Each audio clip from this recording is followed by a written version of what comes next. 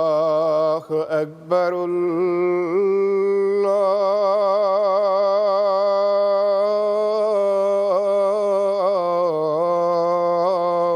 الله أكبر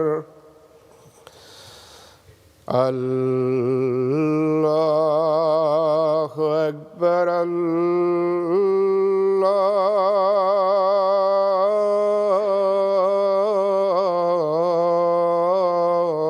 الله أكبر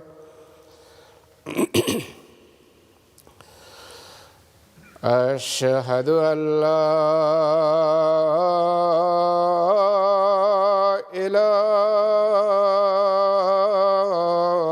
إله إلا الله أشهد أن لا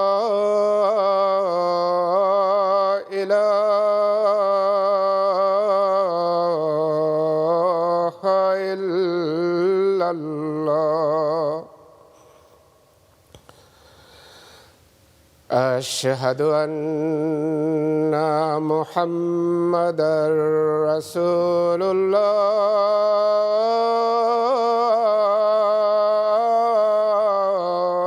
الله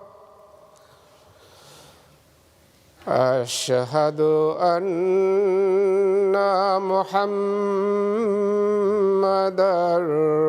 رسول الله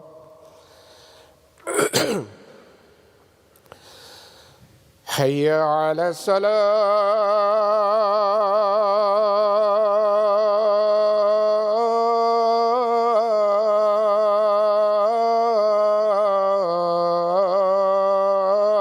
الصلاة حي على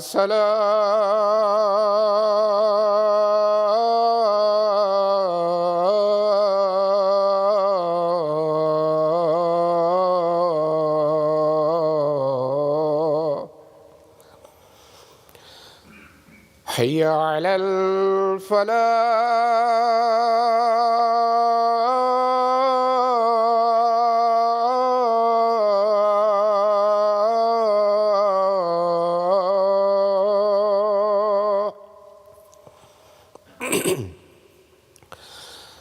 حي على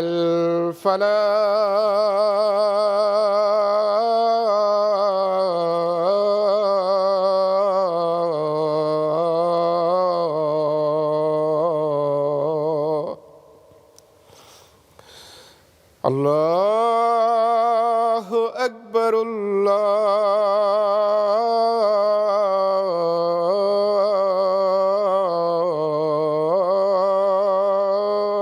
الله أكبر لا إله إلا الله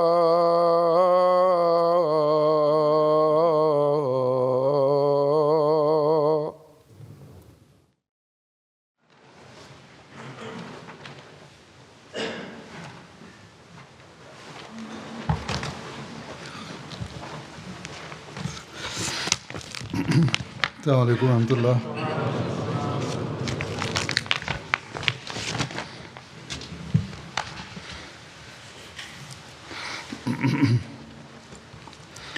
أشهد أن لا إله إلا الله وحده لا شريك له وأشهد أن محمدًا عبده ورسوله أما بعد فأعوذ بالله من الشيطان الرجيم بسم الله الرحمن الرحيم الحمد لله رب العالمين الرحمن الرحيم مالك يوم الدين إياك نعبد وإياك نستعين اهدنا الصراط المستقيم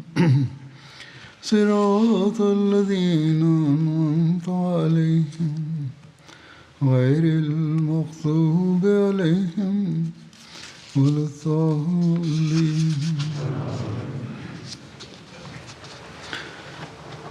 रमज़ान से पहले রমজানের পূর্বে हज़रत सल्लल्लाहु अलैहि वसल्लम की सीरत के पहलू ग़ज़वात के যুদ্ধের हवाले से जो हैं বরাতে মহানবী সাল্লাল্লাহু আলাইহি ওয়াসাল্লামের পবিত্র और इस ज़मन में জীবনীর खैबर বিবরণ की जंग के वाक़यात का जिक्र हो रहा है। দেয়া হচ্ছিল, আর এই প্রেক্ষাপটে आज भी मैं इस খৈবরের हवाले से कुछ बयान करूँगा।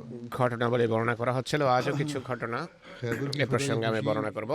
के साथ ही খৈবর বিজিত হতেই, বিজয়ের আনন্দ আসতেই, সেই দিনগুলোতে के लिए বা অব্যবহিত পর एक और खुशी की बात हुई মহানবীর জন্য আরও একটি আনন্দের वसल्लम ने फरमाया বিষয় ঘটে, मैं बयान नहीं कर যা सकता সম্পর্কে कि তিনি खैबर বলেন, की फतह की ज़्यादा खुशी আমার हुई জন্য এটি इस बात বলা সম্ভব নয় যে আমি খৈবরের বিজয়ের কারণে বেশি আনন্দিত হয়েছি নাকি এ কারণে। আর তা ছিল ইথিওপিয়ার মুহাজিরিনদের जैसा कि हम जानते हैं সাথে হযরত জাফরের প্রত্যাবর্তন। আমরা জানি মক্কাবাসীদের অত্যাচার এবং নির্যাতনে हिजरत कर गए थे অতিষ্ঠ হয়ে কিছু মুসলমান ইথিওপিয়া হিজরত করে। सल्लल्लाहु अलैहि वसल्लम के चचाजाद তাদের মাঝে মহানবীর बिन अबू तालिब भी थे চাচাতো ভাই হযরত জাফর বিন আবু তালিব ছিলেন। के बाद হুদাইবিয়া সন্ধির পর सल्लल्लाहु अलैहि वसल्लम ने মহানবী সাল্লাল্লাহু আলাইহি সাল্লাম उमैया হযরত ज़मरी আমর বিন উমাইয়া जाशी की জামরিকে तरफ एक खत देकर हबशा একটি भेजा পত্রসহ নাজ্জাশীর কাছে প্রেরণ করেন, যাতে कि अब লেখা ছিল जितने मुहाजिर मुसलमान वहाँ रह गए हैं যত মুহাজির मदीना मेरे पास মুসলমান भेज दीजिए। সেখানে আছে चुनाचे তাদেরকে प्रदेश में যেন মদিনা পাঠিয়ে দেওয়া হয়। প্রবাসে 14-15 বছর दो किश्तियों में सवार होकर অতিবাহিত मदीना করার पहुंचे। পর তারা जब দুটো मालूम हुआ নৌকায় कि आप বসে মদিনা सल्लल्लाहु अलैहि পৌঁছেন। वसल्लम खैबर की तरफ गए हुए हैं তারা যখন জানতে পারেন যে মহানবী सल्लल्लाहु अलैहि वसल्लम को जल्द से जल्द খৈবর मिलने की গিয়েছেন, तड़प में তারা মহানবীর সাথে সাক্ষাতের আকুল আগ্রহ নিয়ে रुकने के बजाय खैबर की तरफ चले। মদিনায় যাত্রা বিরতি দেওয়ার পরিবর্তে খৈবর চলে যান। सल्लल्लाहु अलैहि वसल्लम ने হুজুর সাল্লাল্লাহু আলাইহি ওয়া আলিহি ওয়াসাল্লাম হযরত জাফরকে खड़े দেখেন, होकर अपने गले लगाया, দাঁড়িয়ে যান, दोनों आंखों के दरमियान पेशानी को কোলাকুলি बोसा করেন, दिया তার উভয় চোখের মাঝে কপালে कि माँ চুমু अदरी খান बअय्यिहिमा এবং বলেন যে মা আদরি বে আইয়িহিমা আসররু বিফাথে খায়বার हम बेखुदूम আম বিকুদুমে জাফর। मालूम नहीं कि इन दोनों আমি জানি না এই দুটো কথার মাঝে किस बात पर ज्यादा खुश हूँ, কোনটির কারণে আমি বেশি আনন্দিত, খায়বরের বিজয়ে নাকি জাফরের আগমনে। इन लोगों के साथ हज़रत अबू मूसा अशरी भी তাদের সাথে হযরত আবু মুসা আশারিও पहुंचे थे। তার জাতির 50-এর বেশি লোক নিয়ে পৌঁছেন।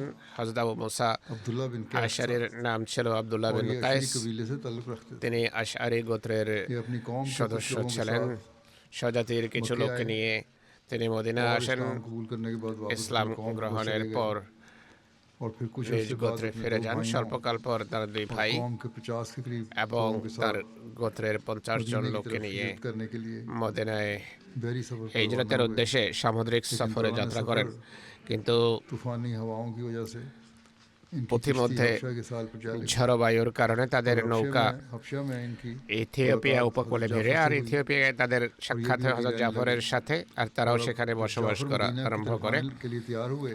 হযরত জাফর যখন তো মদিনা আশারি আসার কবিলে প্রস্তুতি গিয়ে নিচ্ছিলেন, মুসলমানদের সাথে আশারি গোত্রের এসব মুসলমানের इनके সাথে होते हुए যাত্রা করে। कबीले दो से कुछ अफराद भी आ गए। তাদের উপস্থিতিতে দোস গোত্রের কিছু লোক আসে। তাদের মাঝে হযরত আবু হুরায়রা, তুফাইল বিন আমর এবং তাদের সাথীরা ছিলেন। আশরা গোত্রের কিছু লোকও এসে যোগ দেয়। रसूलुल्लाह सल्लल्लाहु अलैहि वसल्लम ने মহানবী সাল্লাল্লাহু আলাইহি সাল্লাম আগত हमारे खैबर সবাইকে से कुछ न कुछ अता किया। খৈবরের মালে গনিমত থেকে কিছু না কিছু किश्ती वालों की দান फजीलत করেন। के हवाले से নৌকায় আগমনকারীদের मज़ीद শ্রেষ্ঠত্ব तफसीलों সম্পর্কে बयान हुई है। কিছু বিস্তারিত হযরত বিবরণ জাফর এভাবে দেয়া হয়েছে। और उनके साथ दूसरे मुसलमान किश्ती के जरिए হযরত सफर জাফর करके এবং पहुंचे थे। অন্যান্য মুসলমান इसलिए তার उनको সাথে असहाबुस নৌকায় सफीना किश्ती সফর वाले করে कहा जाता था। পৌঁছান, তাই তাদেরকে আসহাবুস जब ये সফিনা मदीने বা पहुंचे নৌকার যাত্রী तो 15 নাম बरस দেওয়া का হয়েছিল। अर्सा हो चुका था মদিনায় और তারা यहाँ के পৌঁছেন मुहाजिर 15 বছর পর। मुसलमान कई আর जंगों में সেখানকার शामिल हो चुके थे মুহাজির মুসলমান और বেশ हिजरत কিছু में भी যুদ্ধে सबकत लिए हुए थे। মহানবীর সাথে ছিলেন इसलिए এবং मालूम হিজরতেও होता তারা है कि অগ্রগামী आपस ছিলেন। में তাই जिक्र মনে হয় भी होने लगा কানাঘুষা कि আরম্ভ हम হয়ে इनसे যায় ज़्यादा যে अफजल আমরা करते हैं, এদের চেয়ে यानी শ্রেষ্ঠত্ব जो রাখি, हबशा में हिजरत करने वाले थे অর্থাৎ उनसे ইথিওপিয়ায় যারা ज़्यादा হিজরত फजीलत করেছে रखते তাদের हैं यहाँ তুলনায়। के रहने वाले मुहाजिर जो मदीना में आंसरों के साथ आए। অর্থাৎ মদিনায় যেসব মুহাজির एक মহানবীর সাথে मरतबा এসেছেন जाफर की তাদের अहलिया কথা এটি। একবার হযরত জাফরের স্ত্রী बिन्त उमैस হযরত उम्मुल আসমা বিনতে मोमिनीन উনাইস हज़रत हफ्सा से मुलाकात के लिए উম্মুল हाज़िर মোমেনিন हुई। হযরত হাফসার সাথে वहाँ हज़रत সাক্ষাতের उमर भी गए। উদ্দেশ্যে গেলে पूछा সেখানে कि হযরত कौन ওমরও ख़ातून যান। জিজ্ঞেস तो করেন हज़रत তিনি हफ्सा যে ने এই बताया कि মহিলা কি। अस्मा হযরত হাফসা बिन्त বলেন उमैस हैं। আসমা বিনতে हज़रत उमर উমাইস। कहने लगे হযরত अच्छा ওমর वो বলেন, हबशा वाली আচ্ছা समुद्र का ইথিওপিয়াবাসীরা सफर करने वाली। সমুদ্র हज़रत अस्मा সফর बोली जी हाँ। কারিনী। হযরত इस আসমা पर বলেন हज़रत হ্যাঁ। उमर ने कहा তখন হযরত ওমর कि বলেন, हमने हिजरत मदीना में আমরা तुमसे सबकत মদিনায় हासिल की, হিজরতের इसलिए ক্ষেত্রে हम তোমাদের तुम्हारी निस्बत চেয়ে रसूलुल्लाह सल्लल्लाहु অগ্রগামী अलैहि ছিলাম, वसल्लम के ज़्यादा তাই करीब हैं। তোমাদের চেয়ে ये আমরা सुनकर মহানবীর हज़रत अस्मा বেশি কাছের লোক। रंज और এটি गुस्से से শোনা बोली, আসমা अल्लाह की দুঃখ कसम এবং ऐसा ক্ষোভে हरगिज़ नहीं हो सकता। ফেটে গিয়ে বলেন, तुम ফেটে लोग উঠে तो বলেন, रसूलुल्लाह খোদার কসম सल्लल्लाहु এমনটি अलैहि আদৌ वसल्लम के হতে साथ পারে रहा না। करते थे। তোমরা মহানবীর वो সাথে तुम्हारे থাকতে भूखे को তিনি खाना देते, তোমাদের ক্ষুধার্তদের तुम्हारे कम খাওয়াতেন, इल्म को नसीहत करते, তোমাদের जबकि স্বল্প हम জ্ঞানীদের अपने वतन উপদেশ से দিতেন। दूर प्रदेश কিন্তু में আমরা স্বদেশ दूर থেকে दराज দূরে दुश्मन मुल्क में थे। প্রবাসে हमें দূর वहाँ तरह तरह দূরান্তে के डर और खौफ শত্রু लाक দেশে होते थे। বসবাস করতাম, हमने ये বিভিন্ন सारी প্রকার दुख ভয় ভীতির अल्लाह और उसके সম্মুখীন रसूल ছিলাম। এইসব सल्लल्लाहु দুঃখ अलैहि वसल्लम আমরা की बर्दाश्त की। আল্লাহ এবং রসুলের খাতিরে बखुदा সহ্য करेছি। খোদার कहने কসম लगी कि मैं बखुदा मैं उस वक्त तक खाना नहीं खाऊंगी আমি जब ততক্ষণ तक খাবার খাবো না रसूलुल्लाह सल्लल्लाहु যতক্ষণ अलैहि वसल्लम के मुतालिक पूछ ना लूं। মহানবীকে এই সম্পর্কে জিজ্ঞেসটা করব। हाँ मैं इतनी भी बात करूंगी जितनी হ্যাঁ, আমি आपने की। কেবল मैं कम ততটাই करूंगी বলবো ज़्यादा। যতটা আপনি বলেছেন, এর বেশি बात বলবো না, কম বলবো না। পুরো কথা फिर वो नबी মহানবীকে करीम सल्लल्लाहु अलैहि অবগত वसल्लम করব। के हाजिर এরপর তিনি মহানবীর কাছে और ये আসেন सारी बात बयान की। আর পুরো इस पर रसूलुल्लाह सल्लल्लाहु अलैहि বৃত্তান্ত वसल्लम ने फरमाया শুনিয়ে দেন। এরপর लैसा তখন बिहाक़ মহানবী বলেন, লাইসা বেহাক बी मिनकुम বি মিনকুম ওয়ালাহু ওয়ালি আসহাবি হিজরাতুন ওয়াহিদাতুন ওয়ালাকুম আনতুম আহলুস সাফিনাতে হিজরাতানি। तुमसे ज्यादा हक नहीं रखते। তারা তোমাদের চেয়ে আমার बल्कि বেশি इनकी और কাছের इनके নয়। साथियों की एक हिजरत है তিনি এবং তার और সাথীরা तुम्हारी यानी একবার हबशे की हिजरत तरफ করেছেন। किसी তোমরা की तरफ किश्ती के অর্থাৎ जरिए सफर ইথিওপিয়ায় करने वालों की হিজরতকারী নৌকার মাধ্যমে যারা হিজরত করেছে তাদের দুই হিজরত হয়েছে। এভাবে তিনি और তার মন জয় করেন, उनको उनका जो गम जो था वो दूर हुआ। তার দুঃখ এভাবে দূরীভূত হয়। হযরত আসমা এই কথা तो फख्र और सादत का শুনে ये एजाज গর্ব ও अपने साथियों को আনন্দের এই हज़रत अस्मा भी সংবাদ फरमाती हैं, সাথীদের অবহিত করেন। फिर हबशा वाले হযরত আসমা বলেন, এরপর ইথিওপিয়াবাসীরা দলে দলে আমার और बड़े কাছে আসতো इश्तियाक से हुजूर सल्लल्लाहु अलैहि वसल्लम আর के इरशाद সাগ্রহে मुबारक सुनते। মহানবীর এই और উক্তি दुनिया में कोई चीज কর্ণপাত করতো। আর পৃথিবীর কোনো জিনিস इतनी खुशी न देती थी তাদেরকে और ততটা ना उनके लिए कोई और बात আনন্দ इतने দিত না, मर्तबे वाली थी আর অন্য কোনো কথা তাদের जितनी জন্য এত रसूलुल्लाह सल्लल्लाहु अलैहि वसल्लम का মর্যাদার इरशाद কারণে ছিল না যতটা মহানবীর এই बयान উক্তি करती ছিল। हैं कि बाज़ তিনি तो বলেন, बार मेरे पास অনেকেই हुजूर सल्लल्लाहु अलैहि वसल्लम का বারবার इरशाद আমার सुनने के কাছে लिए মহানবীর এই বাক্যটি শোনার জন্য আসতো। यहाँ एक हबशी गुलाम जो मुसलमान हुआ था একজন उसको ইথিওপিয়ান उसका भी जिक्र मिलता है মুসলমান যিনি শাহাদাত বরণ করেছিলেন তার উল্লেখ खैबर এখানে के एक शख्स का हबशी দেখা गुलाम যায়। বলা হয় খায়বারের এক ব্যক্তির ইয়াসার নামে এক ইথিওপিয়ান কৃতদাস ছিল যে তার বেশ পাল চড়াতো। সে मुकाबले के लिए খায়বারবাসীদের देखा মহানবীর মোকাবেলার सवाल किया জন্য যখন সশস্ত্র দেখে তখন সে তাদের জিজ্ঞেস করে, তোমাদের পরিকল্পনা কি? সে বলে, আমরা এর বিরুদ্ধে যুদ্ধ করব যে নবী হওয়ার দাবি করে। रसूलुल्लाह सल्लल्लाहु अलैहि वसल्लम का जिक्र बैठ তার হৃদয়ে মহানবীর यानी কথা के दिल में गड़ गई গেঁথে যায়, फिर তার হৃদয়ে কথা हाँ, গেঁথে रसूल যায় का कोई मुकाम है যে মহানবীর কোনো পদমর্যাদা का আছে दावा है আর তিনি নবী হওয়ার দাবি করেছেন। তাই वो অবশ্যই भी बकरियों को लेकर निकला এতে কোনো সত্য থাকবে। সে তার মেষপাল নিয়ে বের হয়ে চড়ানোর मुसलमानों ने उसे উদ্দেশ্যে। पकड़ लिया और रसूलुल्लाह মুসলমানরা তাকে सल्लल्लाहु अलैहि वसल्लम ধরে के पास ले आए। মহানবীর दूसरी ইসলামের रिवायत কাছে जो নিয়ে है, আসে। सीधे অন্য वही রয়েত है। इसके আরো একটি मुताबिक রয়েত वो রয়েছে, गुलाम खुद बकरियां लेकर বিস্তারিত रसूलुल्लाह রয়েত सल्लल्लाहु অনুসারে अलैहि সেই वसल्लम को आया। কৃতদাস रसूलुल्लाह নিচে सल्लल्लाहु अलैहि वसल्लम ने মেষপাল उससे নিয়ে गुफ्तगू মহানবীর की। কাছে আসে। মহানবী उसने তার कहा, সাথে "आप किस चीज की तरफ बुलाते কথা বলেন। সে জিজ্ঞেস করে যে আপনার আহ্বান কি, फरमाया कि मैं तुम्हें আপনি কিসের দিকে আহ্বান इस्लाम করেন? की तरफ बुलाता हूँ তিনি और বলেন ये যে আমি कि তোমাকে गवाही दो ইসলামের দিকে कि আহ্বান अल्लाह के করি सिवा আর कोई माबूद সাক্ষ্য नहीं দাও যে और আল্লাহ मैं ছাড়া अल्लाह কোনো का উপাস্য रसूल নেই हूँ। আর আমি অর্থাৎ মোহাম্মদ আল্লাহ রসুল, আর তুমি আল্লাহ ছাড়া इस्लाम ने कहा कि अगर অন্য मैं কারো इसकी ইবাদত गवाही दे दूं করবে না। तो সেই मुझे क्या मिलेगा? কৃতদাস বলে, যদি আমি ईमान সাক্ষ্য ले দেই आओ আমি तो কি मुझे क्या পাবো? मिलेगा? আমি যদি আল্লাহর সত্তায় ইমান আনি रसूलुल्लाह सल्लल्लाहु अलैहि वसल्लम ने फरमाया লাভ कि কি अगर तुम হবে? इस पर ईमान ले आओ মহানবী বলেন যে যদি ইমান আনো तो तेरे लिए जन्नत होगी। তাহলে তোমার জন্য হবে জান্নাত। इस्लाम ले आया সেই और কৃতদাস उसने अर्ज की कि ए अल्लाह के তখন रसूल ইসলাম গ্রহণ করে এবং বলে, হে আল্লাহ রসুল बेशक मैं সাল্লাল্লাহু আলাইহি ऐसा সাল্লাম, आदमी हूँ जिसका আমি रंग स्याह है নিঃসন্দেহে এমন এক और ব্যক্তি चेहरा যার भी खूबसूरत नहीं है বর্ণ, আর আমি সুদর্শনও নই, আমার গায়ে দুর্গন্ধ আছে, আর ধন সম্পদও নেই আমার কাছে। इनसे किताल करूं और मैं कत्ल कर যদি दिया আমি এদের সাথে যুদ্ধ করি আর নিহত হই, আমি কি জান্নাতে যাব? आप सल्लल्लाहु अलैहि वसल्लम ने फरमाया হুজুর हाँ। সাল্লাল্লাহু আলাইহি সাল্লাম বলেন যে অবশ্যই তুমি জান্নাতে প্রবেশ করবে। शख्स गुलाम ने कहा कि ए সেই अल्लाह के रसूल কৃতদাস বলে, হে আল্লাহ রসুল বকরিয়াঁ সাল্লাল্লাহু মেরে আলাইহি পাস সাল্লাম, আমানত সে কৃতদাস বলে যে আমার কাছে ছাগপাল যে রয়েছে এগুলো কি করব? হুজুর সাল্লাল্লাহু আলাইহি সাল্লাম বলেন, उससे निकाल कर ले এগুলোকে সেনাবাহিনীর মাঝ থেকে खाली বের করে मैदान में छोड़ दो। নিয়ে যাও আর খালি अल्लाह মাঠে ताला तेरी इमानत तेरे ছেড়ে দাও, तेरी तरफ से আল্লাহ अदा তাআলা कर देगा। এই আমানত তোমার পক্ষ থেকে প্রত্যর্পণ तो पहुंच করবেন। जाएंगी।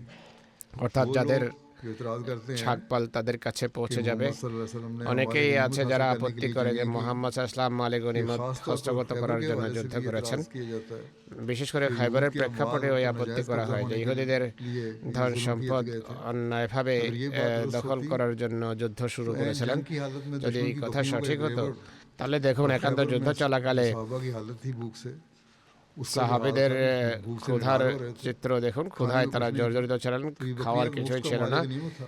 এই ছাগপাল इस्तेमाल कर তো सकते थे। মালে গনিমত ছিল, ব্যবহার করতে नबी পারতেন। अकरम सल्लल्लाहु अलैहि वसल्लम ने जंग की কিন্তু हालत में হুজুর সাল্লাল্লাহু আলাইহি ওয়াসাল্লাম इमानत যুদ্ধের अदा करते हुए ভেতরও बकरियां वापस আমানতের करने का প্রতি इरशाद फरमाया। দায়িত্বশীলতা প্রদর্শন बारह করেন उसने এবং ऐसे ही किया। ছাগপাল ফেরত দেওয়ার बकरियां নির্দেশ দেন। इकट्ठी होकर निकली गोया সেই कि कोई हंकाने কৃতদাস वाला তাই यूं করে, हंका रहा हो। সেই ছাগপাল यहाँ तक कि একত্রে हर বেরিয়ে बकरी যায়, अपने যেন मालिक के কেউ पास पहुंच गई। সেগুলোকে হাঁকছিল। फिर वो आगे প্রতিটি बढ़ा, उसने किताब ছাগল किया, মালিকের কাছে जंग में পৌঁছে যায়। शामिल हुआ। এরপর সেই यहाँ तक কৃতদাস एक এগিয়ে तीर আসে, उसके যুদ্ধে वाल অংশগ্রহণ করে। और वो शहीद हो गया। এক তীর তার हालांकि उसने एक सजदा भी नहीं গায়ে किया। বিদ্ধ হয় এবং वो সে जो শাহাদাত नया বরণ করে। मुसलमान हुआ था, অথচ कोई সে बातें একটি वगैरह नहीं সেজদাও पड़ी। করেন, সবে और ইসলাম मुसलमान গ্রহণ उसको করেছে, उठाकर নামাজও लश्कर পড়েনি। ले आए।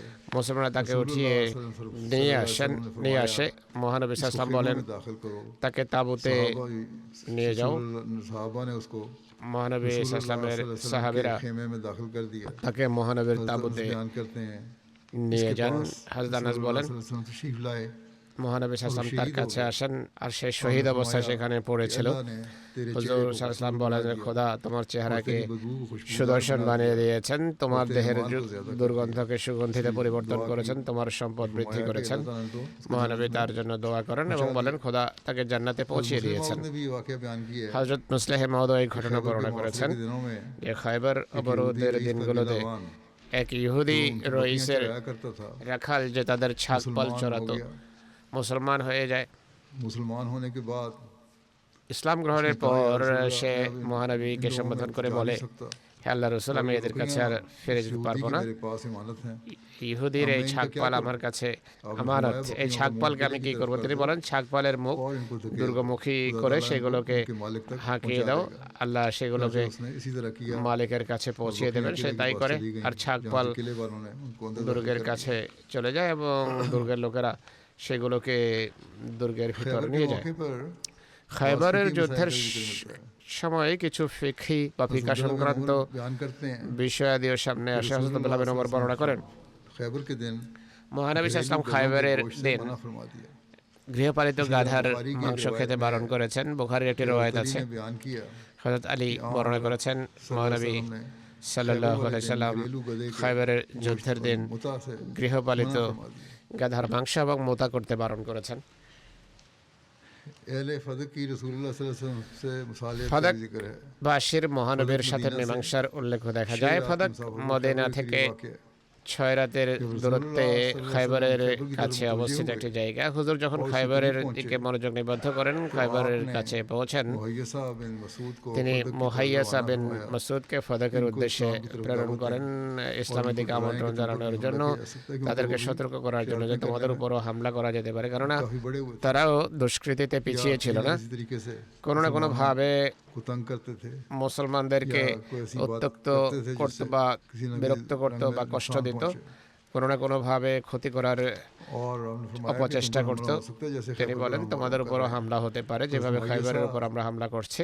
बयान करते हैं कि मैं হযরত उनके पास गया মুহাইয়াসা বর্ণনা করেন আমি তাদের और उनके কাছে पास যাই, তাদের 2 दिन रहा কাছে लेकिन আমি उनको सब पेश 2 करते দিন रहे অবস্থান করি, কিন্তু और তারা कहने लगे বিভিন্নভাবে खैबर में 10,000 টালবাহানা করতে থাকে আর जंगजू বলে খয়বরে 10,000 और उनमें যোদ্ধা आमिर রয়েছে, यासिर তাদের মাঝে हारिस আমের और ইয়াসের यहूदी के হারেস सरदार এবং ইহুদি मरहब जैसे সর্দার लोग মারহাবের शामिल हैं মতো हम नहीं দুর্ধর্ষ समझते লোকেরা कि রয়েছে। मोहम्मद আমরা মনে सल्लल्लाहु করি না अलैहि वसल्लम যে মোহাম্মদ उन तक पहुंच सकेंगे সাল্লাল্লাহু আলাইহি সাল্লাম हज़रत তাদের मुहैयसा बयान কাছে करते हैं कि পৌঁছতেও जब পারবেন। मैंने মুহাইয়াসা उनकी বলেন, शरारत और हठधर्मी को এদের देखा দুষ্কৃতি এবং तो मैंने হঠকারিতা लौटने দেখার का পর इरादा किया ফিরে আসার फिर সিদ্ধান্ত कहते নেই। हैं फिर उन्होंने कहा उन लोगों এরপর ने তখন তারা বলে, कि हम उस कबीले के लोगों ने আমরা कि हम आपके साथ अपने चंद আপনার आदमी भेजते हैं আপনার जो हमारी সাথে तरफ से আমাদের सुलह का কয়েকজন पैगाम লোক लेकर পাঠাবো जाएंगे যারা और আমাদের गुमान कर সাথে रहे थे कि रसूलुल्लाह মীমাংসার सल्लल्लाहु अलैहि বার্তা নিয়ে যাবে। वसल्लम खैबर को फतह नहीं कर सकेंगे আর তারা ভাবছিল कह মহানবী दिया খয়বর उन्होंने, জয় ठीक है, हम করতে भेजते हैं পারবে आदमी। না। लेकिन ख्याल उनका यही তারা था বলে कि লোক खैबर পাঠাবো, को फतह কিন্তু नहीं होना। বিশ্বাস এটি ছিল যে খয়বর बस वो इसी तरह মুসলমানদের करते रहे, হাতে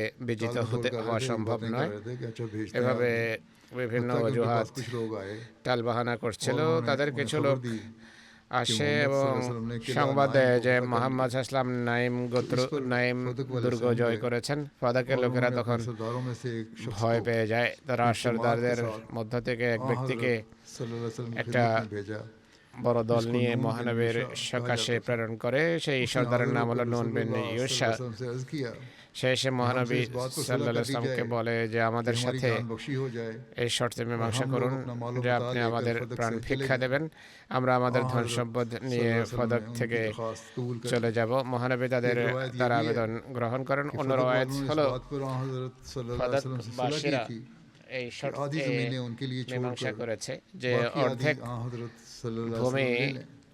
चूंकि তাদের वस्ती জন্য रवायत ছেড়ে जंग के বাকি हासिल অর্ধেক हुई थी। যেন মহানবী लिहाजा নিয়ে ये নেন। आ এই हज़रत सल्लल्लाहु अलैहि वसल्लम के हक़ में জনপদ फ़ै যুদ্ধ का ছাড়াই माल था। জয় হয়েছিল, चनाचे তাই रसूलुल्लाह এটি सल्लल्लाहु মহানবীর अलैहि ফ্যায় वसल्लम ছিল, फजल के অর্থাৎ अमल में এমন से সম্পদ खर्च ছিল किया যা करते যুদ্ধ ছাড়া অর্জন হয়েছে।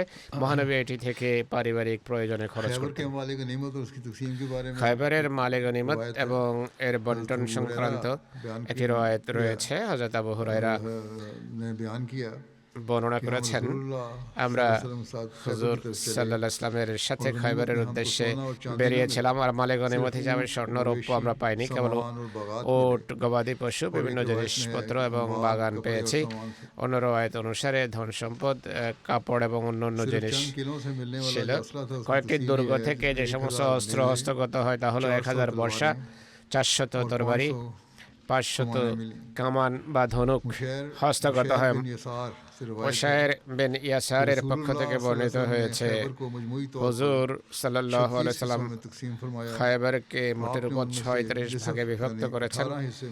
তিনি এর অর্ধেক অর্থাৎ 18 ভাগ মুসলমানদের জন্য নির্ধারণ করেন। এর প্রত্যেকটিকে শতভাগ করা হয়, অর্থাৎ 1800 অংশ মহানবীর অংশ। এই অংশগুলোর যে কোনো একটির সমান ছিল। মহানবীর নিজের অংশ অন্যদের সমানই ছিল। একটি রওয়ায়াত অনুসারে অশ্বারোহীর জন্য 3 অংশ নির্ধারিত ছিল, আর পদাতিক সৈন্যের জন্য 1 অংশ। বাকি অংশ ভবিষ্যৎ দুর্ঘটনা, দুর্বিপাক, দুর্দিন বা মুসলমানদের যে সমস্ত বিষয়ের সম্মুখীন হতে পারে এর জন্য নির্ধারণ করেন, অর্থাৎ এটি রিজার্ভ ফান্ডে চলে যায়। আর অতীত, কতিবা এবং সালেম এই ভূসম্পত্তি ছিল এগুলো সেখানকার। এক রওয়ায়াত অনুসারে কতিবা থেকে খমস অর্থাৎ আল্লাহ এবং নবীর অংশ, নিকট আত্মীয় ইতিম মিসকিনদের অংশ, মহানবীর স্ত্রীদের অংশ পৃথক করা হয়, আর তাদের অংশ পৃথক করা হয় যারা মহানবী সাল্লাল্লাহু আলাইহি ওয়াসাল্লাম এবং ফদকবাসীদের মাঝে দুতালির কাজ করত। তাদের একজন ছিলেন মুহাইয়াসা বিন মাসউদ। তাকে মহানবী সাল্লাল্লাহু আলাইহি ওয়াসাল্লাম 30 ফসক ভুট্টা এবং 30 ফসক খেজুরদের 1 ফসক 60 সার সমান আর 1 সা 2.5 किलो का होता है, 2.5 কিলোর সমান হয়ে থাকে। আর এভাবে 4500 किलो 4500 কিলোগ্রাম किलो खजूर दी गई। ভুট্টা এবং 4500 শের খেজুর দেওয়া হয়। খাইবারের মালে গনিমত तकसीम किए गए। কেবল তাদের মাঝে বন্টন করা হয়েছে যারা হুদাইবিয়ার সন্ধিতে উপস্থিত इस्तिस्नाई तौर पर उनके ছিল। अलावा जाबिर बिन এছাড়াও अब्दुल्लाह बिन ব্যতিক্রম अमर को ধর্মী বন্টনে আব্দুল্লাহ বিন আমেরও অংশ পেয়েছেন। একইভাবে ইথিওপিয়া থেকে যারা ফিরে এসেছেন এবং হযরত আবু হুরায়রা প্রমুখ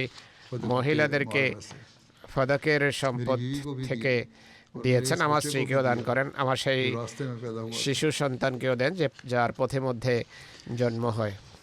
यहाँ तौरात के सहीफे यहूदियों को वापस करने का जिक्र मिलता है। এখানে ইহুদিদেরকে তৌরাতের खैबर के বিভিন্ন किलों से जब পুস্তক माले गनीमत ফেরত इकट्ठा দেওয়ার किया गया, উল্লেখ দেখা যায়। খাইবারের तो इसमें যুদ্ধের পর तौरात যখন के মালে कुछ গনিমত शाहिद একত্রিত भी করা হয়, তো তাওরাতের কিছু পৃষ্ঠা বা অধ্যায় মহানবীর হস্তগত হয়। ইহুদিরা মহানবীর কাছে এসে সেগুলো ফেরত দেওয়ার অনুরোধ করলে হুজুর সাল্লাল্লাহু আলাইহি ওয়াসাল্লাম তাদের পুস্তকগুলো যত্ন সহকারে ফেরত দেওয়ার নির্দেশ দেন। তাওরাত লেখা ছিল। হযরত মুহাম্মদ সাল্লাল্লাহু আলাইহি ওয়াসাল্লামের ধর্মীয় সহনশীলতা আর ধর্মীয় আবেগ অনুভূতির প্রতি শ্রদ্ধার পরাকাষ্ঠা এটি তাদের তাওরাত সযত্নে ফেরত দেওয়ার নির্দেশ দেন। আজকালকার মৌলবীদের মতো নয়, মুসলমানদের প্রতি শত্রুতাবশত কোরআন যে দাহ করা হয়, তিনি এটি করেননি। বলেন যে তাদের গ্রন্থাবলী যত্ন সহকারে ফেরত দাও। খায়বার থেকে ফেরার পথে ওয়াদিল কুরা নামক যুদ্ধের উল্লেখ পাওয়া যায়। হুজুর সাল্লাল্লাহু আলাইহি ওয়াসাল্লাম খায়বার বিজয়ের পর সেখানে কয়েকদিন অবস্থান করেন। এরপর ইসলামী বাহিনীকে নিয়ে ফেরত যাত্রা করেন। কোরা উপত্যকায় ইহুদিদের সাথে যুদ্ধ হয়। তেমা এবং খায়বারের মধ্যবর্তী একটি উপত্যকা, যাতে বহু জনপদ ছিল, একটিকে ওয়াদি কোরা বলা হয়। প্রাচীনকালে আদ এবং সামুদ জাতির বসতি এখানে ছিল। কোরআনে এই দুই জাতির উল্লেখ পাওয়া যায় যে তাদের এখানে বসতি ছিল। ইসলামের পূর্বে ইহুদি এসব জনপদে এসে বসতি স্থাপন করে। কৃষি এবং সেচ ব্যবস্থার অনেক উন্নতি হয় এখানে, এবং ইহুদিদের একটি কেন্দ্রস্থলে, ইহুদিদের একটি বসতি স্থলে এটি রূপ নেয়। এই সংক্রান্ত আবু হুরায়রার একটি রওয়ায়াত রয়েছে। তিনি বর্ণনা করেন, আমরা খায়বার জয় করেছি।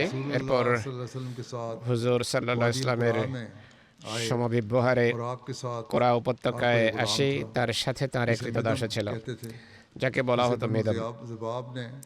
বনু জবাব মহানবীকে উপহার স্বরূপ এটি তাকে দেয়। সে যখন মহানবীর হাওদা নামাচ্ছিল, এক অজ্ঞাত ব্যক্তির তীর এসে তার গায়ে লাগে এবং সে সেখানেই শহীদ হয়ে যায়। সবাই বলতে থাকে যে তার শাহাদাতের এই সম্মান তার জন্য বরকতের কারণ। মানে বলেন না, সেই সত্তার কসম যার হাতে আমার প্রাণ। সেই চাদর আগুন হয়ে তার গায়ে দাউ দাউ করে জ্বলছে, যে আসে মালে গনিমত থেকে চুরিয়েছিল, অথচ মালে গনিমত তখনো বন্টনই হয়নি। অর্থাৎ মালে গনিমত যখন সমবেত হচ্ছিল, সে সেটি চুরি করে নিয়ে যায়। মহানবীর কাছে এটি শোনার পর এক ব্যক্তি ভাবলেন যে এটি তো বড় ভয়ানক কথা, চাদর চুরি করার কারণে জাহান্নামে যাচ্ছে। সে ব্যক্তি একটি বা দুটি জুতার ফিতা নিয়ে এসে বলে যে এই জিনিসটি আমি নিয়ে গিয়েছিলাম।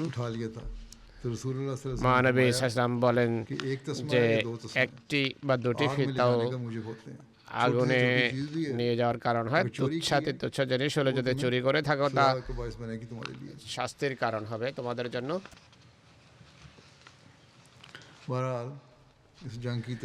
যাই হোক, এই যুদ্ধের বিস্তারিত বিবরণ হলো, মহানবী এখানকার ইহুদিদের বিরুদ্ধে যুদ্ধের জন্য সাহাবীদের সারিবদ্ধ করেন। একটি পতাকা হযরত সাদ বিন উবাদাকে, একটি পতাকা হযরত হুবাব বিন মুনজিরকে, আরেকটি পতাকা হযরত সাহাল বিন হুনাইফকে, আরেকটি পতাকা দিয়েছেন হযরত আবাদ বিন বিশরকে। এরপর হুজুর ইহুদিদেরকে ইসলামের প্রতি আহ্বান জানান। বলেন, তোমরা যদি ইসলাম গ্রহণ করো তাহলে নিজেদের প্রাণ সম্পদ রক্ষা করবে, আর তোমাদের হিসাব আল্লাহর হাতে হবে। কিন্তু ইহুদিরা অস্বীকার করে, যুদ্ধের প্রস্তুতি নেয়। সর্বপ্রথম এক ইহুদি প্রতিদ্বন্দ্বিতার জন্য বের হয়, হযরত জুবাইর তাকে হত্যা করেন। এরপর আরেকজন ইহুদি বের হয়, হযরত আলী তাকে হত্যা করেন। এরপর আরেকজন হযরত আবু দুজানা তাকে হত্যা করেন। এভাবে রাত নেমে আসা পর্যন্ত যুদ্ধ হতে থাকে। ইহুদিদের মোট 11 ব্যক্তি মারা যায়। পরের দিন সূর্য উদিত হওয়ার পূর্বে ইহুদিরা অস্ত্র সমর্পণ করে, আর মহানবী সাল্লাল্লাহু আলাইহি ওয়াসাল্লাম কোরা উপত্যকা জয় করেন। আল্লাহ তাআলা সেখানকার ইহুদিদের ধন সম্পদ মালে গনিমত হিসাবে মহানবীকে দান করেন। মুসলমানদের হাতে অনেক ধন সম্পদ আসে। এর ফলে মহানবী কোরা উপত্যকায় মুসলমানদের মাঝে মালে গনিমত বন্টন করেন। ভূ সম্পত্তি এবং খেজুরের বাগান ইহুদিদের হাতে দিয়ে তাদেরকেই কর্মকর্তা নিযুক্ত করেন। যেভাবে খায়বারের ইহুদিদেরকে কর্মকর্তা নিযুক্ত করেছিলেন যে তোমরা রাখো, আয় উপার্জন করো, আর আমাদের অংশ আমাদেরকে দিতে থাকো। আল্লামা বালাজরি বলছেন, হুজুর সাল্লাল্লাহু আলাইহি ওয়াসাল্লাম হযরত আমর বিন সাঈদ বিন আজকে কোরা উপত্যকার গভর্নর নিযুক্ত করেন। তিনি 4 দিন কোরা উপত্যকায় অবস্থান করে মদিনায় ফিরে আসেন। এর বিস্তারিত বিবরণ ইনশাআল্লাহ ভবিষ্যতে উপস্থাপন করা হবে। এখন কয়েকজন প্রয়াত ব্যক্তির স্মৃতিচারণ করে নামাজের পর তাদের জানাজা গায়েব পড়ানো হবে। প্রথম স্মৃতিচারণ হবে জনাব মৌলানা মোহাম্মদ করিমউদ্দিন শাহেদ সাহেবের, যিনি কাদিয়ানের সদর আঞ্জুমানে আহমদিয়ার সদর ছিলেন, প্রেসিডেন্ট ছিলেন। সম্প্রতি রমজান মাসে 87 বছর বয়সে ইহধাম ত্যাগ করেন। ইন্না লিল্লাহি ওয়া ইন্না ইলাইহি রাজিউন। তিনি মুসি ছিলেন, ওসিয়ত করেছিলেন। তার পিতা বয়াত করে আহমদিয়তভুক্ত হয়েছেন। বিভিন্ন জায়গায় তার পিতা চাকরি করতেন, তারা গ্রামে বসবাস করতেন। পড়ালেখার সঠিক ব্যবস্থা ছিল না। হায়দ্রাবাদের চান্তাকুন্টা এর মোহাম্মদ শেঠ মনিরউদ্দিন সাহেব শিক্ষার জন্য করিমউদ্দিন সাহেবকে কাদিয়ান পাঠান। 1954 সালে মাদ্রাসা আহমদিয়ায় পড়ালেখার উদ্দেশ্যে ভর্তি হন। 1957 সনে পাশ করেন। এরপর মৌলভী ফাজলের প্রস্তুতি নিয়ে 1960 সনে পাঞ্জাব চণ্ডীগড়ের পাঞ্জাব বিশ্ববিদ্যালয় থেকে মৌলভী ফাজল পাশ করেন। এরপর রাবোয়ায় যান পড়ালেখার জন্য। রাবোয়ায় 2 বছর পড়ালেখা করে শাহেদ করেন।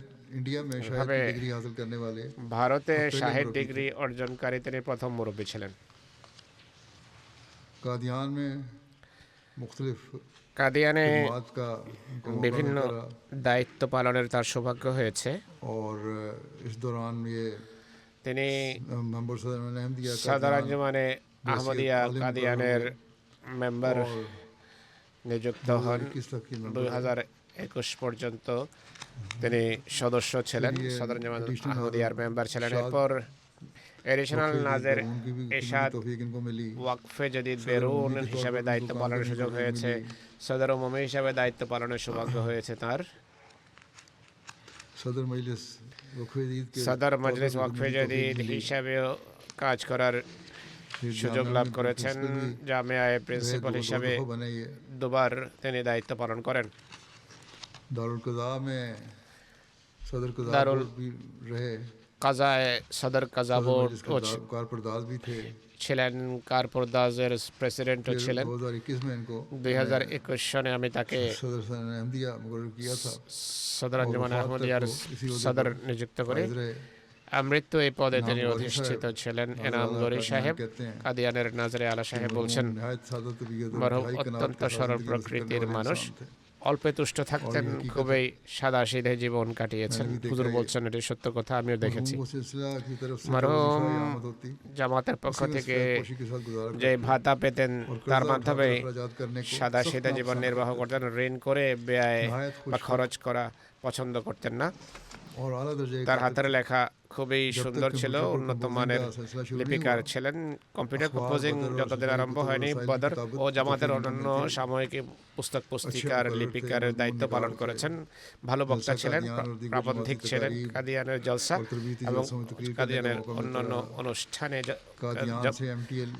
তরবিয়তি বক্তৃতার সুযোগ পেয়েছেন। কাদিয়ান থেকে যে রায় হুদা সরাসরি সম্প্রচার হয় তাতে দীর্ঘকাল প্রশ্নের উত্তর দেওয়ার তার সৌভাগ্য হয়েছে। তিনি কিডনির রোগী ছিলেন। বয়োবৃদ্ধ হওয়া সত্ত্বেও দৃঢ় প্রত্যয় এবং সংকল্প নিয়ে তিনি আন্তরিকতার সাথে দায়িত্ব পালন করেছেন। সত্যি অনুকরণীয় এক ব্যক্তিত্ব ছিলেন। কাদিয়ানের 2024-এর জলসায় অসুস্থতা সত্ত্বেও প্রেসিডেন্ট হিসেবে দায়িত্ব পালন করেছেন। আর ভগ্ন স্বাস্থ্য হওয়া সত্ত্বেও 3 দিন তিনি জলসায় প্রেসিডেন্টের দায়িত্ব পালন করেন।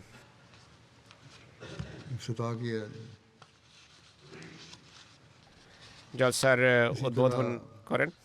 একইভাবে গত বছর শুরায়ও তিনি সভাপতির দায়িত্ব পালন করেছেন। আল্লাহ তাআলা দীর্ঘ 62 বছর জামাতের খেদমত করার সুযোগ এবং সৌভাগ্য দান করেছেন। জীবনের অন্তিম দিনগুলোতে ঘরের লোকদের কাছে একথা বলতেন যে আমার জন্ম রমজান মাসে হয়েছে, দেখো আমি রমজান মাসেই ইন্তেকাল করব। 27শে রমজান তার ইন্তেকাল হয়। খুবই পরিশ্রমী এবং খুবই বিনয়ী এক মানুষ ছিলেন। সবসময় নিজের কাজ নিজেই করার চেষ্টা করতেন। কারোর জন্য বোঝা হওয়া পছন্দ করতেন না, ব্যক্তিগত কাজও নিজেই করতেন। একজন সৎকর্মশীল আলেম ছিলেন। ওয়াকফের যে অঙ্গীকার করেছিলেন সেই দায়িত্ব পালনের যথাসাধ্য চেষ্টা করেছেন। আল্লাহ তাআলা তার পদমর্যাদা উন্নীত করুন। তার প্রথম বিয়ে হয়েছিল ইকবাল বেগম সাহেবের সাথে। এই বিয়েতে তার 2 পুত্র 2 সন্তান রয়েছে। তার প্রথম স্ত্রীর ইন্তেকাল হওয়ার পর দ্বিতীয় বিয়ে হয়। তার সন্তান সন্ততি এবং জামাতা সবাই ধর্মসেবার সুযোগ লাভ করছেন। আল্লাহ তাআলা তার ভবিষ্যৎ প্রজন্মেও তার ধর্মসেবার যে চেতনা এবং প্রেরণা সেটিকে স্থায়ী করুন।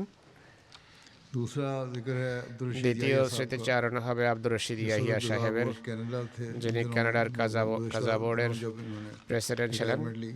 সম্প্রতি অবসর গ্রহণ করেন। 75 বছর বয়সে তার ইন্তেকাল হয়। ইন্না লিল্লাহি ওয়া ইন্না ইলাইহি রাজিউন। তিনি ওসিয়ত করেছিলেন।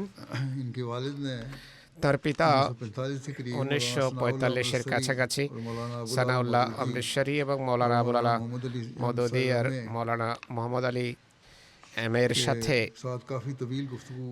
দীর্ঘ আলোচনা, গবেষণা, তর্ক বিতর্ক এবং পুরো সত্য স্পষ্ট হওয়ার পর খলিফা সানি রাদিয়াল্লাহু তাআলা আনহুর হাতে তিনি বয়াত করেছেন। পুরো গ্রামে একাই আহমদী ছিলেন। গ্রামবাসীরা ধর্মীয় মতবিরোধ সত্ত্বেও তার প্রতি খুবই শ্রদ্ধাশীল ছিল। রাবার তালিমুল ইসলাম কলেজ থেকে বিএ করার পর জামিয়ায় ভর্তি হন। জীবন উৎসর্গ করেন। 1975 সনে কর্মক্ষেত্রে ঝাঁপিয়ে পড়েন।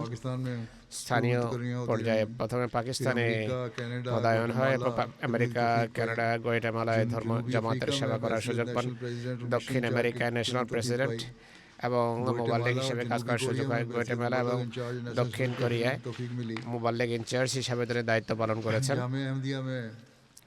জামিয়া আহমদিয়ায় কানাডার জামিয়া আহমদিয়ায় ভাইস প্রিন্সিপাল হিসেবে দায়িত্ব পালনের সৌভাগ্য হয়েছে।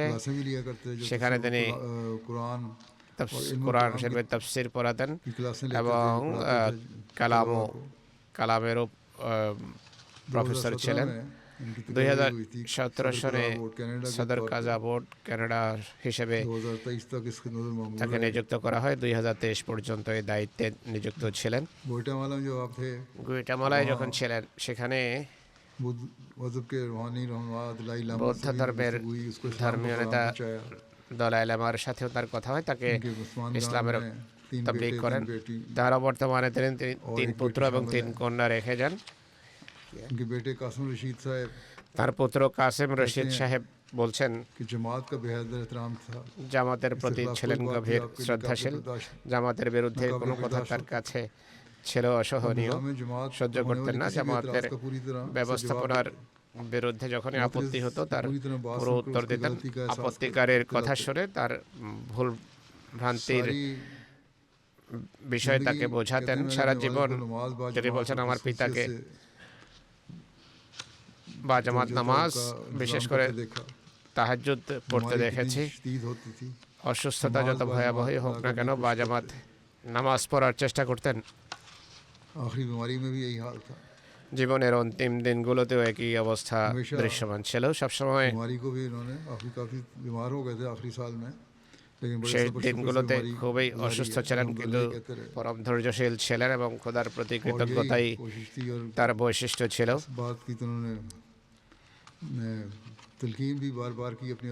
তিনি বারবার সন্তানদেরকে নসিহত করেন যে খেলাফতের সাথে সম্পৃক্ত থাকবে।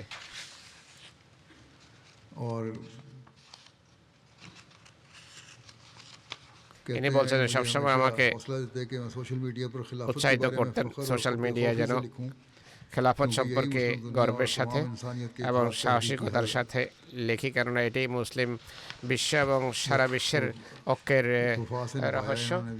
বিশ্বস্ততার সাথে ওয়াকফের দায়িত্ব পালন করেছেন। 1980-90-তে যখন এমটিএ ছিল না, এই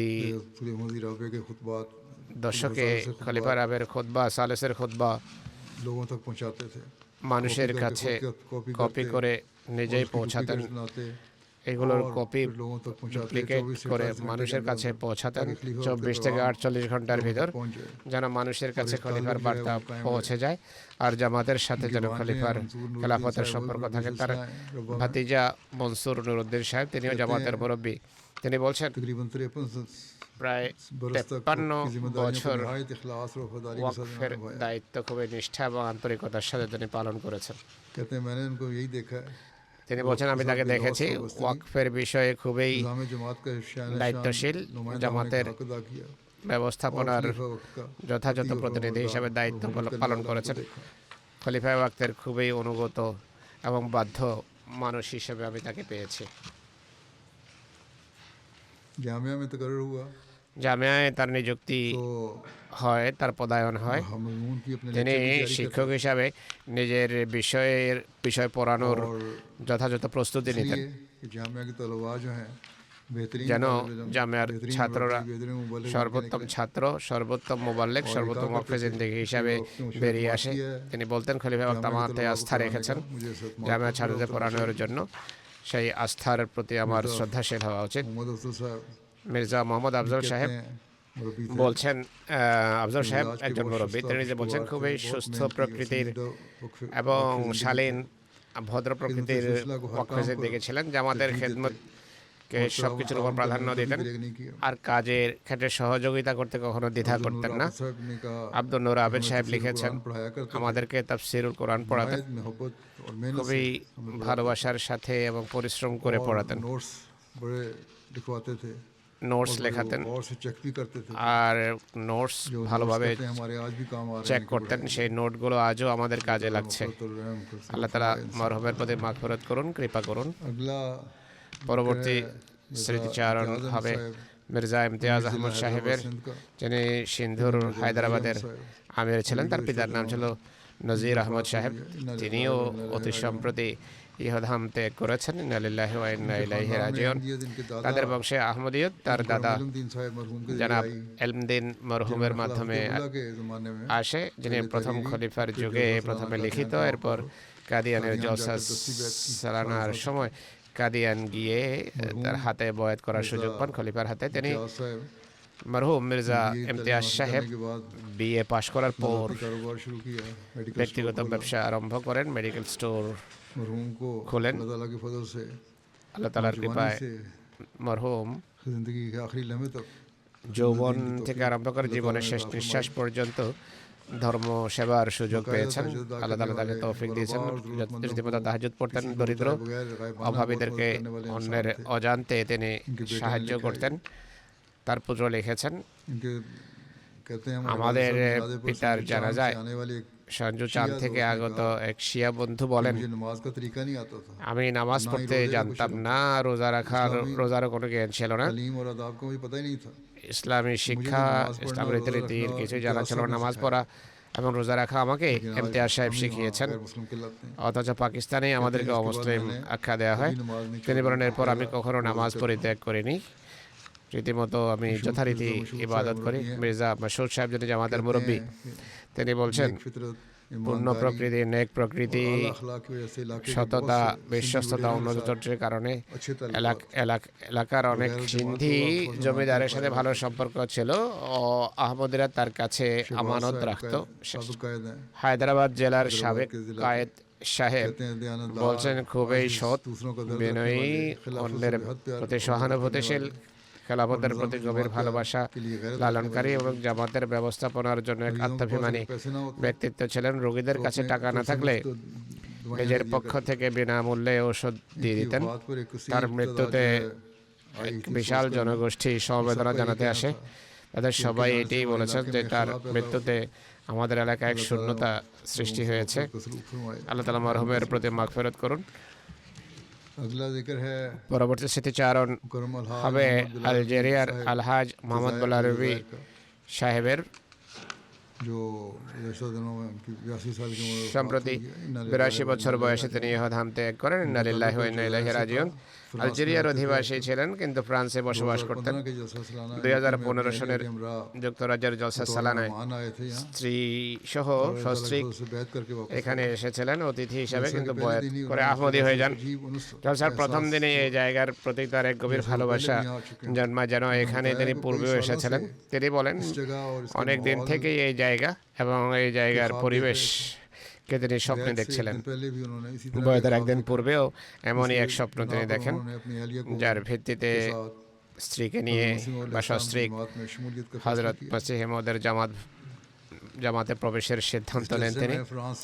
এই জলসায় ফ্রান্স থেকে তার পরিবারের আহমদী ও আহমদী সমন্বয়ে প্রায় 35 ব্যক্তি অংশগ্রহণ করে, যাদের মধ্য থেকে 8 জন জলসা চলাকালেই বয়াত গ্রহণ করেন। সন্তানদের ধর্মীয় মূল্যবোধ শেখানোর ব্যাপারে খুবই সচেষ্ট থাকতেন। নামাজ, কোরআন পড়ানোর জন্য ধর্মীয় স্কুলে ভর্তি করান। তার সন্তানরা তার পূর্বেই আহমদিয়ত গ্রহণের সুযোগ পায়।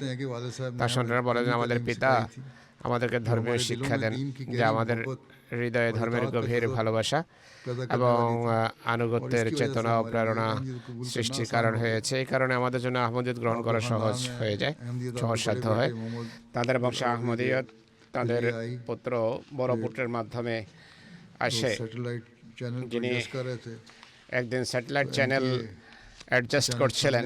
হঠাৎ করে এমটিএ সামনে আসে আর খলিফাতুল মসিহ রাবি রহমুল্লাহকে দেখেন। তিনি পরবর্তীতে আহমদিয়ত আর বিশেষ করে ঈসা আলাইহিস সালামের মৃত্যুর বিষয়ে অনেক গবেষণা করেন। 1995 সনের জলসা সালানার সময় তিনি আহমদিয়ত গ্রহণ করেন। তার পিতা পরে আহমদী হয়েছেন প্রায় 20 বছর পর, কিন্তু পুত্র প্রথমেই আহমদিয়ত গ্রহণ করেন। মরহুম প্রায় সময় ফ্রান্স থেকে আলজেরিয়া আসা যাওয়া করতেন। 2017 সালে পুলিশ আলজেরিয়াতে তার বাসায় ছাপা মারে আর আহমদিয়ত গ্রহণের কারণে তার সন্তানদেরকে গ্রেফতার করে। তিনি পরম বীরত্ব প্রদর্শন করে পুলিশ স্টেশনে যাওয়ার পর তাকে জিজ্ঞেস করে যে আপনি কি আহমদী? তিনি তাৎক্ষণিকভাবে কোনো দ্বিধাদ্বন্দ্ব প্রকাশ না করে সাহসিকতার সাথে বলেন হ্যাঁ আমি আহমদী। তিনি বলেন যে তিনি আইনের প্রতি খুবই শ্রদ্ধাশীল। যেদিন সরকার অনুমতি দেবে তার ঘর জামাতে আহমদিয়ার প্রথম কেন্দ্র হবে। সাহসিকতার সাথে বীরত্বের সাথে কথা বলেন। খেলাফত এবং খলিফা বক্তের প্রতি তার গভীর ভালোবাসা ছিল। জামাতের খেদমত করার উন্মাদনা ছিল। বেশ কয়েক বছর ফ্রান্সে তাদের ঘর মিটিং এবং জামাতে জুমার জন্য কেন্দ্র হিসেবে ব্যবহৃত হয়। আলহাজ মোহাম্মদ বেলাল আরবি সাহেব নিজের অবর্তমানে 81 বছর বয়স্কা বিধবা এবং 8 সন্ততি রেখে গেছেন, যাদের মাঝে 7 জন আল্লাহর ফজলে আল্লাহর কৃপায় আহমদী।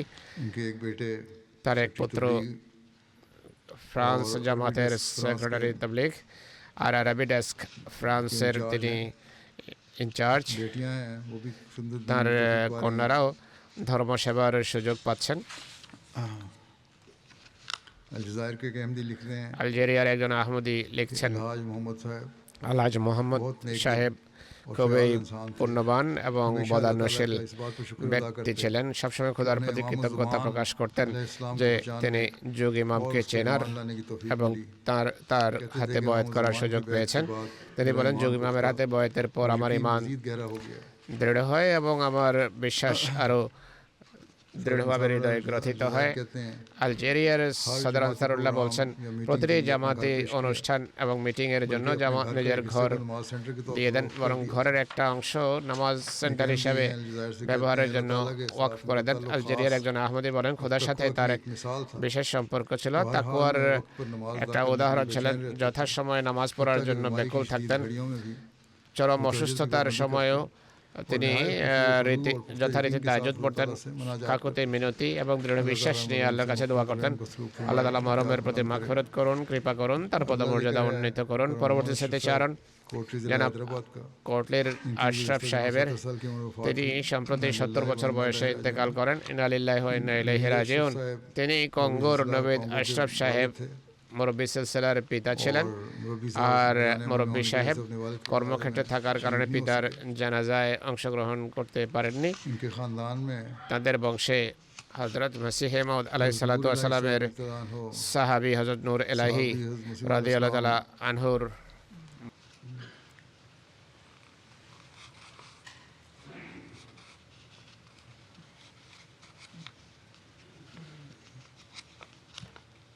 के जरिए से अहमदियत आई थी আহমদিয়ত আসে, যিনি তার দাদা ছিলেন, जो उनके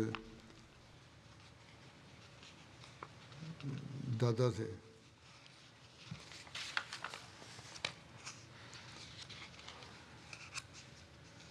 नवीद अशरफ साहब रबी सिलसिला का নবীদ আশরাফ সাহেব কঙ্গোর মুরব্বী दीन से मोहब्बत লিখছেন, আমার পিতার ধর্মের প্রতি ভালোবাসা তার পিতা পিতামহের পক্ষ থেকেই লাভ হয়। খুবই ভদ্র, দোয়াগো, খেলাফতের প্রতি গভীর ভালোবাসা লালনকারী ব্যক্তিত্ব ছিলেন। বিভিন্ন ক্যাপাসিটিতে সবসময় জামাতের কাজ করেছেন। খুবই পরিশ্রমী এবং অতিথি পরায়ণ ছিলেন।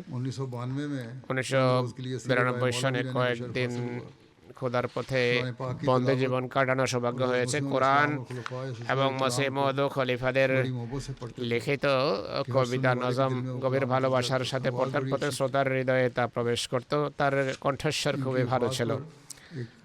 তার মৃত্যুতে এক ভয়াবহ শত্রু সমবেদনা জানাতে আসে এবং বলে, খুবই পূর্ণবান এবং ভালো মানুষ ছিলেন, এমন মানুষ কখনো দেখিনি।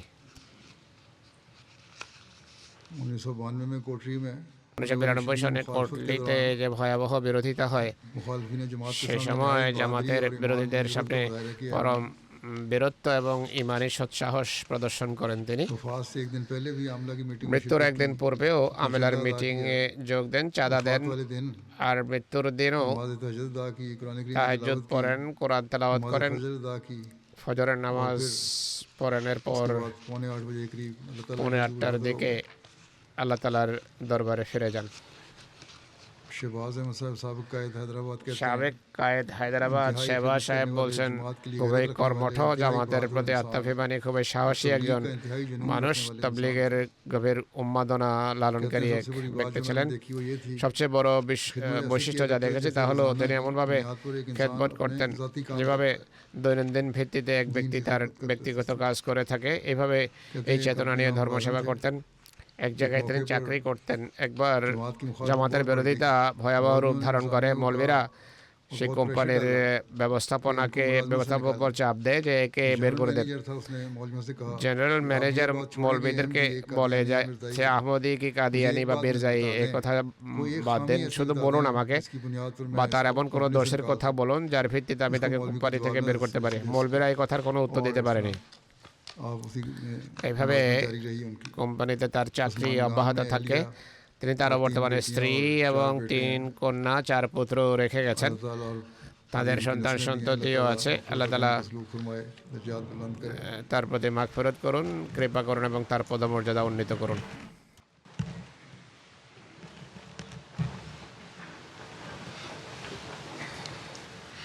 আলহামদুলিল্লাহ الحمد لله نحمده ونستعينه ونستغفره ونؤمن به ونتوكل عليه ونعوذ بالله من شرور أنفسنا ومن سيئات أعمالنا من يهده الله فلا مضل له ومن يضلل فلا هادي له ونشهد أن لا إله إلا الله ونشهد أن محمدا عبده ورسوله عباد الله رحمكم الله إن الله يأمر بالعدل والإحسان وإيتاء ذي القربى وينهى عن الفحشاء والمنكر والبغي يعظكم لعلكم تذكرون اذكروا الله يذكركم وادعوه يستجب لكم ولذكر الله أكبر